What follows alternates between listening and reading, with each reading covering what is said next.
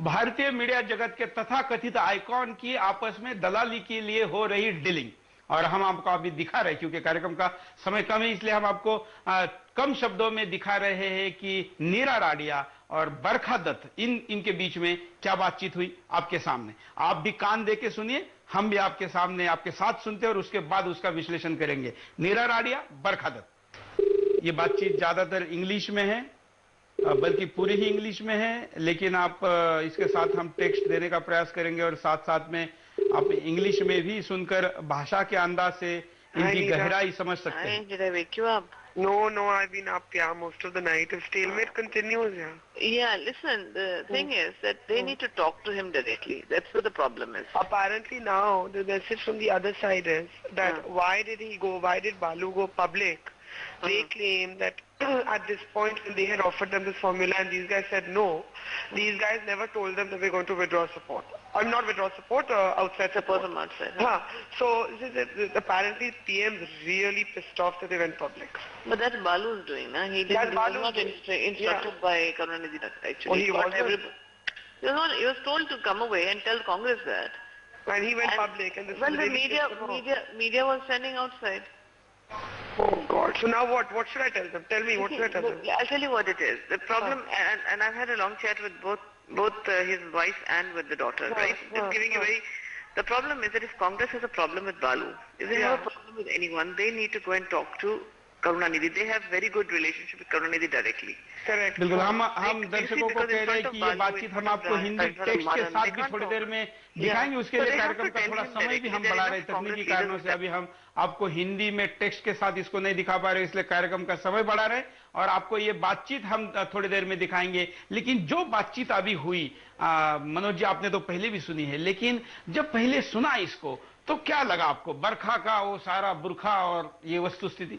देखिए, अगर मान लीजिए कहीं पे कोई अपराध हो जाए और वहां पे किसी पुलिस वाले के पास फोन जाए और उससे कहा जाए कि जहां अपराध हुआ है वहां पुलिस मौके पे पहुंच गई है और पुलिस वाला कहे अरे हे भगवान क्या गड़बड़ हो गई, तो आपको कैसा लगेगा? पुलिस वाले को तो खुश होना चाहिए कि जहां अपराध हुआ वहां पुलिस पहुंच गई। आप देखिए, ये नीरा राडिया कह रही हैं कि मीडिया तो बाहर खड़ी थी, तो बरखा तो मीडिया की, तो बरखा को तो खुश होना चाहिए कि मीडिया बाहर खड़ी थी, वाह बड़ी बात, मतलब खबर मिले।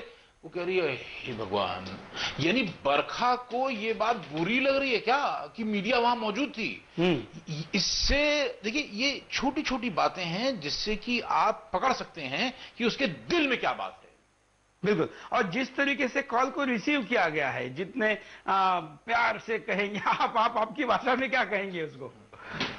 मतलब जो आत्मीयता है, हम तो मैं तो अपने दोस्तों से ही मजाक करता हूं कि जब मैं इनकी बातचीत आजकल सुन रहा हूं तो मुझे तो मैं देखिए एक ही चीज कहता हूं, बहुत याराना लगता है। बिल्कुल, तो याराना बहुत है और बहुत गहरा है। यशवंत जी, बात वही है कि जो अभी बरखा ने अपनी सफाई दी है, अपनी सफाई में कहा है कि ओह माय गॉड, जिस शब्द की बात मनोज जी कह रहे हैं कि ओह माय गॉड, तो वो उस एक्सप्रेशन पे भी उन्होंने सफाई दी है। लेकिन बात वही है ना कि सफाई कौन भरोसा करेगा इन लोगों पे कि इतनी इंटीमेसी, इतना याराना, इतनी नजदीकी।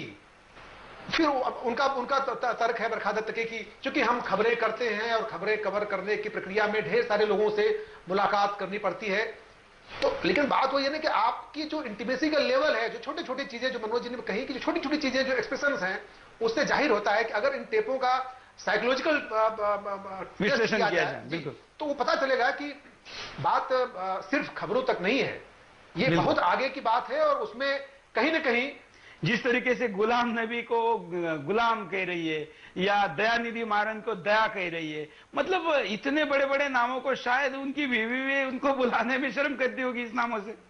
बिल्कुल, और यहाँ पे लगता है कि जो एक बात छूट जा रही है, प्रभु चावला की बातचीत। प्रभु चावला से जो लंबी बातचीत हुई है, रतन टाटा से लंबी बातचीत हुई है। रतन टाटा इस देश के बड़े उद्योगपति हैं जिन्होंने अभी देहरादून में कहा था कि एक मंत्री ने हमसे घूस रिश्वत की मांग की थी, नाम नहीं बताया उन्होंने जिस अंदाज में राडिया से बात की है। देखिए, ये बड़ी पिक्चर है। इसमें सुरेश जी, मैं कहना चाहूंगा कि हमारे जो दर्शक है इस बात को समझे भी कि एक बड़ी पिक्चर है, बड़ी तस्वीर है, जिसमें बड़े जो घराने सीधे डील करने से बचते हैं, क्योंकि उसमें उनके कहीं न कहीं फंसने का खतरा होता है।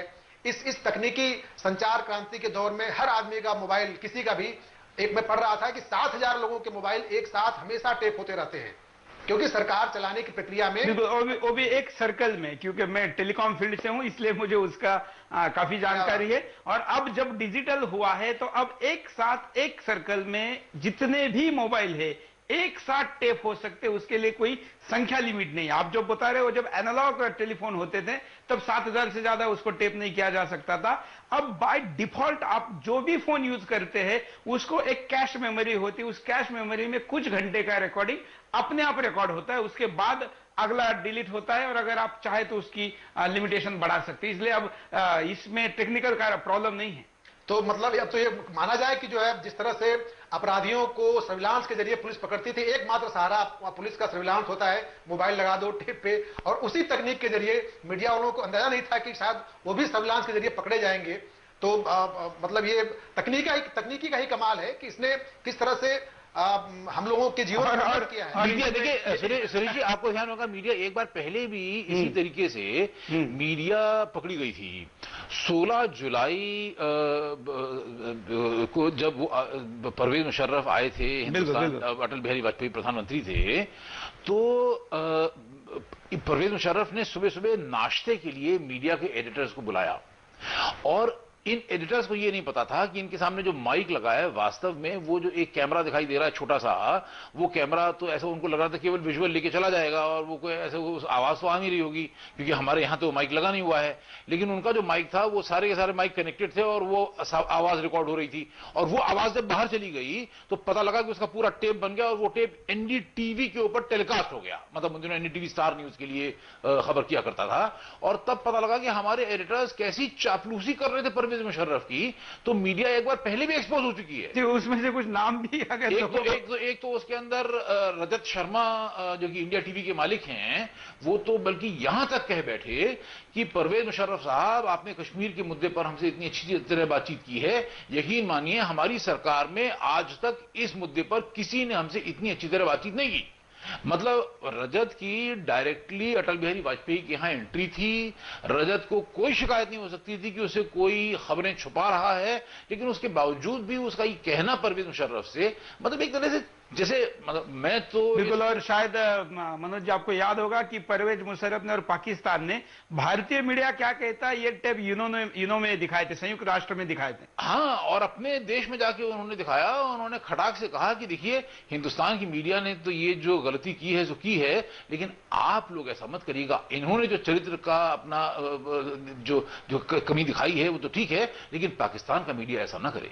बिल्कुल। और ये भी बड़ी चौंकाने वाली बात है कि पाकिस्तान मीडिया का 150 करोड़, पाकिस्तान एम्बेसी का 150 करोड़ का बजट होता है भारत के लिए, और हर साल पूरा बजट खर्च होता है, वापस नहीं जाता है। कई एम्बेसियों का तो वापस जाता है, लेकिन पाकिस्तान में के एम्बेसी का 150 करोड़ का बजट पूरा की पूरा कंज्यूम होता है। बिल्कुल बिल्कुल बिल्कुल बिल्कुल। क्या कहेंगे यशवंत जी?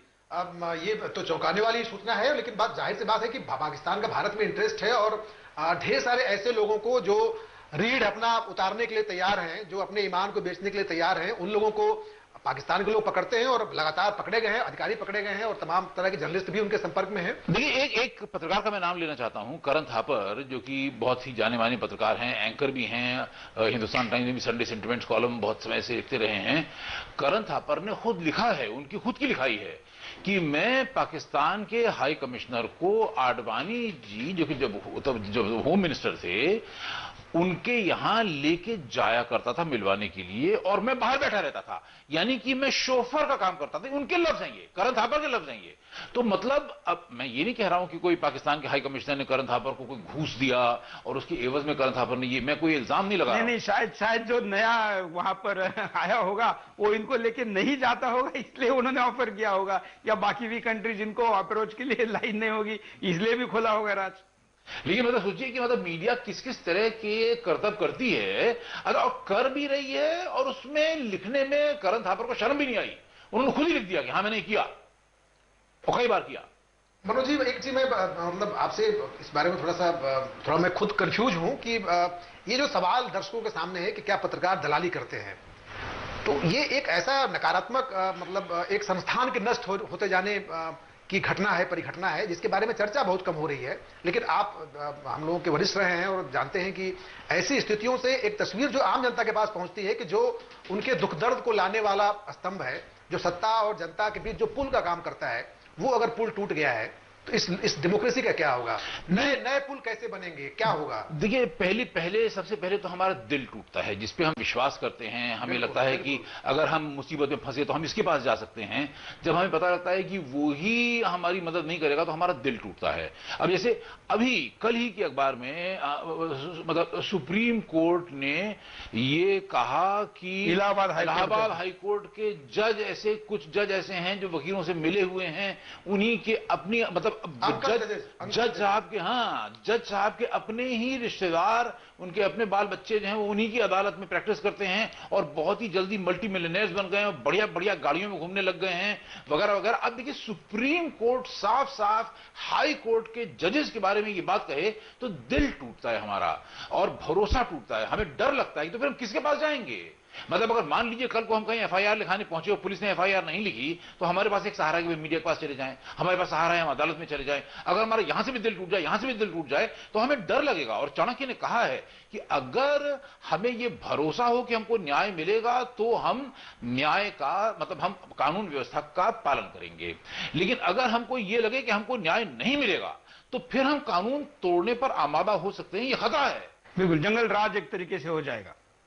बिल्कुल, और यही हो रहा है और ये होने के दिशा में जा रहा है। और इसको करने वाले अगर कोई छोटे मोटे नाम होते, जैसे कि हमारे एक अकोले के कॉलर ने कहा था कि 20, 25, 50 या 100 अखबार आप छापो हर महीने के और मासिक लेकर उन गुंडे मावालियों के पास जाओ, नेताओं के पास जाओ या अच्छे अच्छे साधु संत या उद्योगपतियों के पास जाओ और उनको धमकाओ और पैसे कमाओ। ये चल रहा है। लेकिन ये कोई गुंडा मावाली तहसील या गांव के लेवल पर ये बात करता है तो हम उसको समझ भी सकते हैं, लेकिन नेशनल स्तर पर अपने आप को और खुद मानना तो छोड़िए या खुद अपने बारे में बड़ापन बताना तो छोड़िए, भारत सरकार जिनको पद्मश्री देती है, स्वतंत्र सेनानियों को जो उपाधि से नवाजा गया था, या देश में ऐसे बहुत बड़े तबका है जिनको पद्मश्री मिलनी चाहिए, लेकिन संख्या के अनुपात के कारण या लोक संख्या के अनुपात के कारण उन तक ये नहीं पहुंचती है।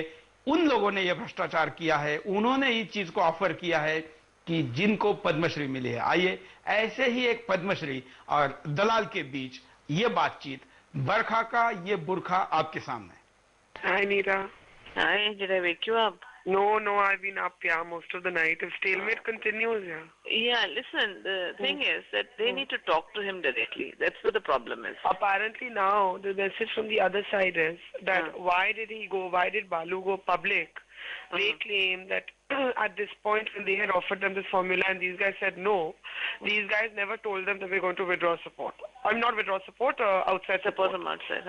So apparently PM's really pissed off that they went public. But that's Balu's doing, na? He was not instructed by Karunanidhi to do that, actually. Oh, he was told to come away and tell Congress that.